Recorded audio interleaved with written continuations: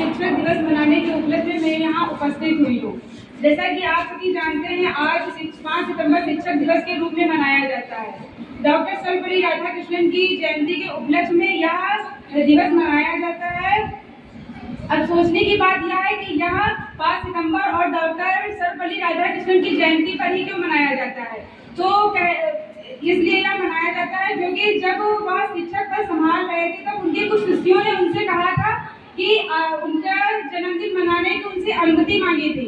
तो उन्होंने बड़े ही विनम्रतापूर्वक शब्दों में कहा था कि यदि आप मेरा जन्मदिन मनाना चाहते हैं तो उसे शिक्षक दिवस के रूप में मनाइए। तभी से हर वर्ष शिक्षक दिवस 5 सितंबर को मनाया जाने लगा।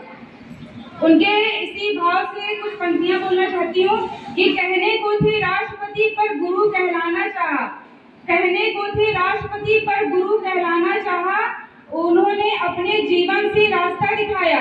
उनकी सोच ने हर शिक्षक को ईश्वर सा बनाया, इसीलिए हर 5 सितंबर ने इतिहास रचाया, इसीलिए हर 5 सितंबर ने इतिहास रचाया।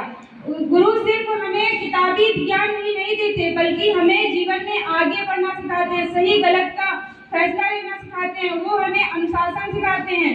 आज का दिन सिर्फ शिक्षकों के लिए ही नहीं है बल्कि आप सभी के लिए ही भी है, क्योंकि जब आप सीखने के लिए तैयार होते हैं तभी एक शिक्षक सफल होता है। आप शिक्षक के दर्पण हैं, आपकी सफलता, आपका अनुशासन और आपका कुशलता पूर्वक व्यवहार ही हम शिक्षक की मेहनत का फल है। इसी संबंध में कबीरदास ने कहा है कि गुरु गोविंद दो खड़े काके लागू पाए, बलिहारी गुरु आपने गोविंद दियो बताए।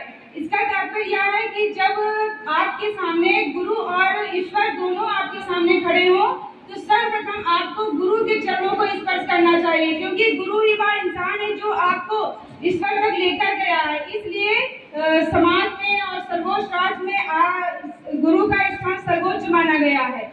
अब अपने शब्दों को विराम देते हुए कहूंगी कि विद्यार्थियों, आप सपने देखिए और उन्हें पूरा करने के लिए हर भरसक प्रयास कीजिए और अपने शिक्षकों का कभी विश्वास टूटने मत दीजिए। धन्यवाद।